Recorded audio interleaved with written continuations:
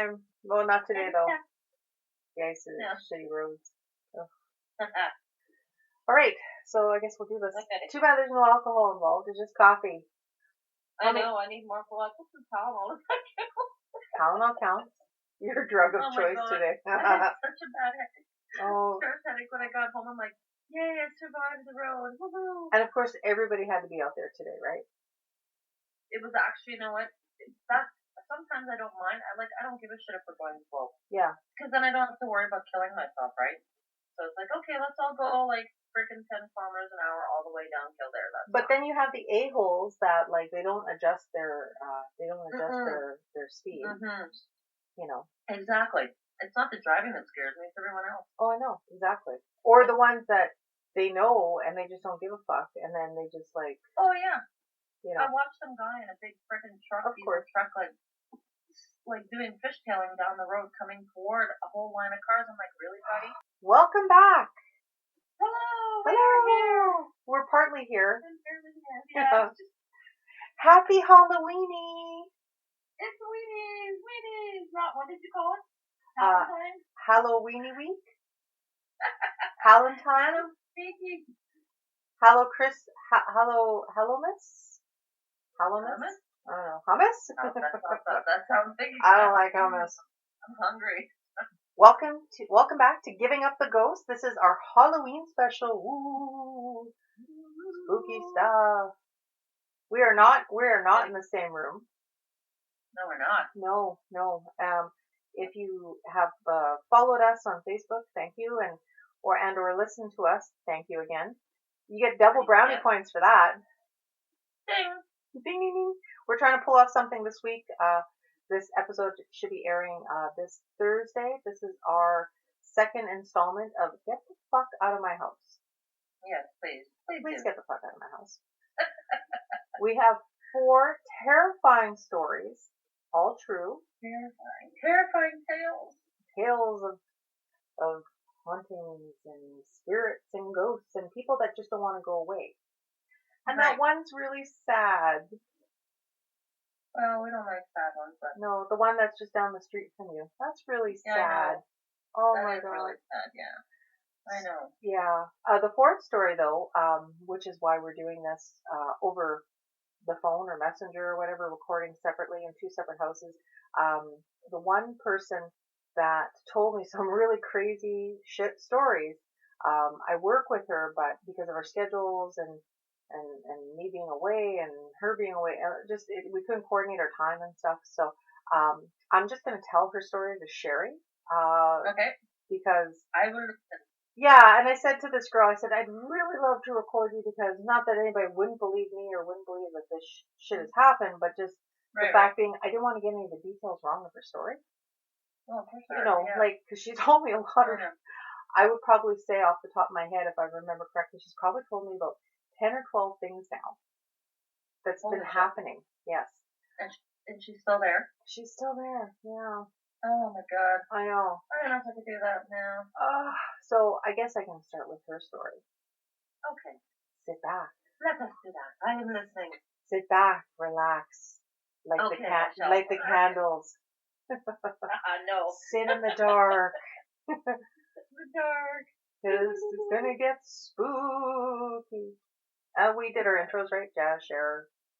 I think we did. Giving Up the Ghost. Yada, yada, yada. Thanks for listening. Blah, blah, blah.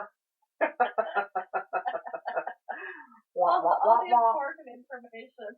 What is Tuesday? Tuesday is all right for... Oh, no. What is Tuesday?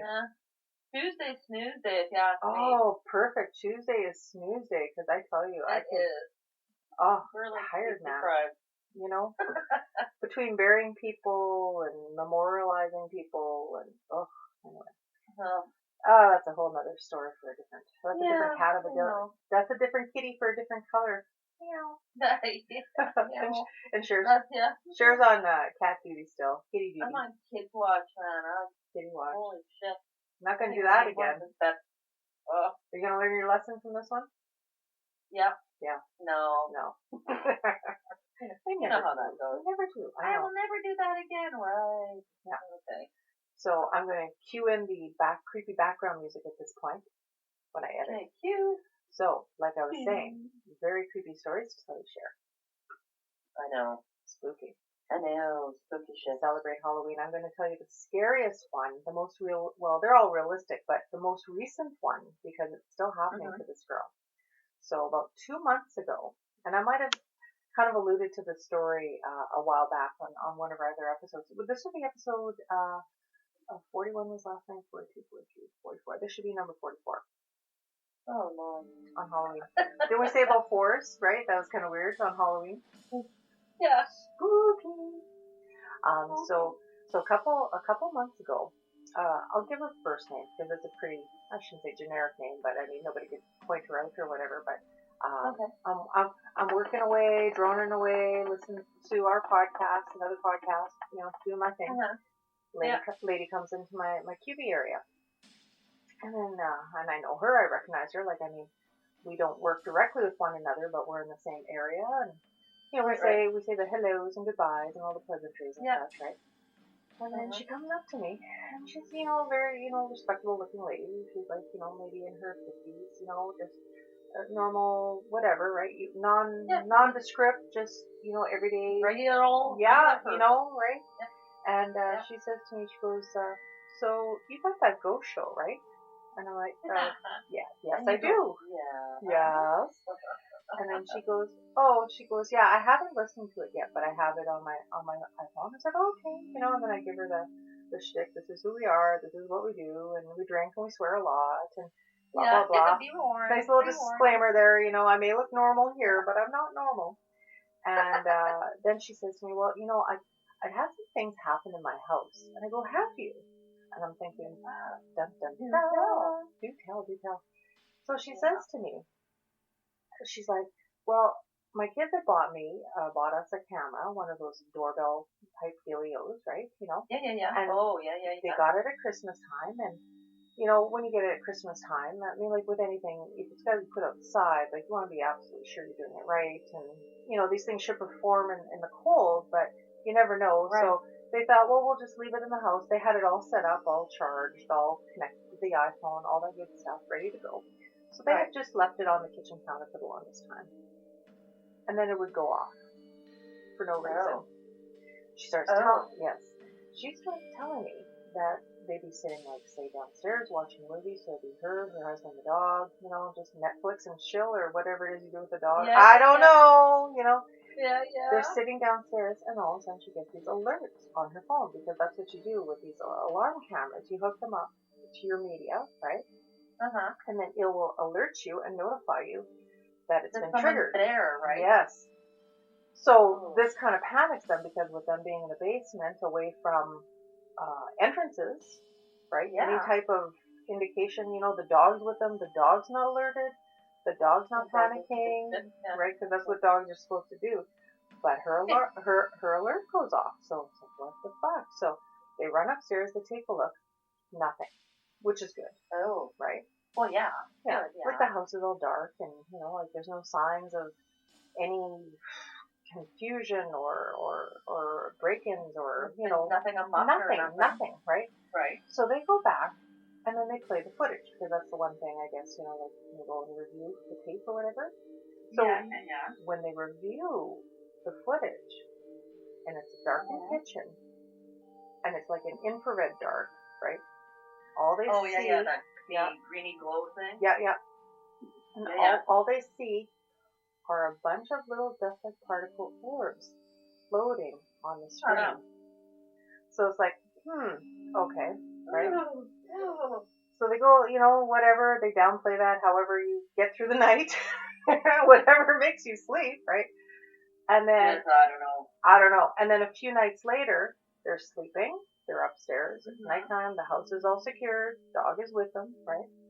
Her phone starts going off in the middle of the night, like alert, like there's an intruder trying to come into the house. And it's still in the kitchen. And again, yes, it's still in the kitchen counter. So they run downstairs. Well, her husband runs downstairs with the dog, I guess, and they go check it out. And again, same thing. Nothing. The house is secured. The dog was not alerted. Nothing wrong or out of place in the house. But then they review the footage on the phone, right? Because it records what happened. And again, there is that eerie glow of like an orb-like substance or a couple of orbs floating in the kitchen. Oh, I get goosebumps for that. So at that point, they're like, okay. And she's telling me this, right? So then, you know, how we look at things, you and I. Yeah. How we interpret, I guess you would say. So I said, Right. So I said to Kim, I don't know if I mentioned her name was Kim, and I said, okay, so how long have you lived in your house? And she's like, well, about 20 years. And I'm like, oh, okay. And then I said, is this the first time anything has ever happened before? And then she kind of does the thinking thing with her eyes, and she's like, yeah. She goes, well, you know, she goes, there has been a lot of really weird stuff, but I guess I haven't really thought of it, or, I mean, but you could tell. Connected them all? Well, I guess, you know, you have to be objective to certain things, and when you accept certain things, and you have to live in places, you don't want to kind of freak yourself out. You got to live there. Well, right? Yeah. So she starts telling me how, you know, when they bought the house, and I said, was there renos involved? Do the renos, right? Yeah. And she said nothing that stands out in particular. I mean, I guess, you know, owning the house for 20 years, they probably have done a little bit of this, a little bit of that. Of course, you fix this up, you fix that, but I guess nothing really overly extensively. And then I asked her, how about the people that used to live there before? Do you know anything about the people? And she goes, no, we know nothing of the people that lived here before. And she did make some kind of indication, or she referenced, she said, but, you know, it was really odd when we bought the house because we actually got it for a lower price than we were expecting. We got it for a really, really good price, and there was no debate. There was no debate. And those that you sort of go, yeah, it was almost like too easy, she said, the house purchase at that time, and they didn't question it. And when they did ask about the history of the house, they were very, very vague. And they didn't outright say anybody died or was murdered there, but at the same time, it kind of alluded to the fact that the owner was no longer alive. Oh. And back in those days, there was no, what they call, where you have to disclosure, right? There was no... Yeah, 20 years ago, No, that stuff did not exist, right? So they raised their family there, they raised their kids are now adults. She had noted as well in conversation since our first initial conversation, she had noted that her grandchildren have commented in one of the bedrooms that they stay in, that they kind of, you know, they don't like the one room. They get a really bad feel in that room. Like they'll come in the middle of the night to wake their grandparents up. They don't want to go in there. She's also noted that on occasion one of their previous, I'm not sure if it's the dog they have now or a previous dog, the same direction that camera was pointing, let's just say from the kitchen going into the hallway to the front, right? There is a main closet up by the front door, and she had said that on occasion there'd been a time or two where one of her dogs would sit in front of the closet, stare up in the closet, and I can't, now this is one of those details where I can't remember if she said or not, but let's just say for the fact of argument, the dog started barking at the top of the closet. Like something is in the closet. They did not like that. There's no freaking attic hole in the top of the closet like there is in mine, is there? Not that I'm aware of, but I know I've seen that. I've seen that too. Yeah. You know, like a squirrel, maybe. You know, we're optimistic skeptics. Like, sure, like something got in the attic. Something's on the roof, right? Like, you know. Now this is where it starts. But not repeatedly in the same spot though. Like if there was a freaking squirrel running around in your attic, the dog would be looking up all over the place. Exactly. You know what I mean? Exactly. Yeah. Now that's just creepy though. Now this is where shit's gonna get weirder. So we haven't told you people anything now, or I haven't told anybody anything now to freak you out. It's gonna get quite a bit creepier. Okay. Ooh.